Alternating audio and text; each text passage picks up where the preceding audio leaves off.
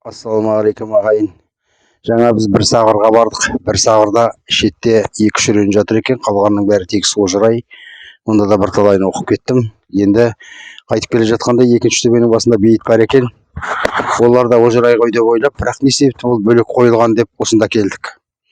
Осында келіп едік. Бұл өзге ру, бұл Қаракесек руы болып шықты. Бұл Қаракесек руы. Бұл жердің аты Қоссағыр деп аталады ғой, иә? Қоссағыр деп аталады.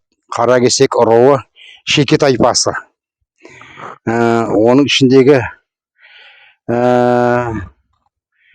Жәңке, Шәуке, Жанқұш мырза баласы дейді мынау. Жанқұш мырза баласы Шотығұл дейді. Шотығұл. Бар болғаны бұл бала 16 жасында қайтыс болыпты.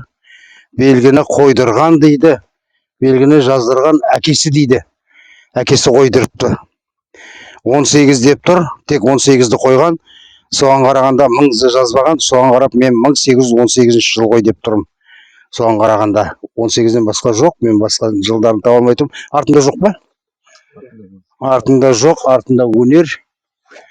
Значит, бұл 1818 жылдардың шамасында қайтыс болып тұр. Бар болғаны 16 жасында қайтыс болған. Бейтін көрсетші. Бейті мінекей. Жасай қайтыс болған 16 жаста. Енді бір таңғалып тұрғаны мұнардағы Қоссағыр бейті осы Қаракесек бөлімінен шыққан болып тұр бұл.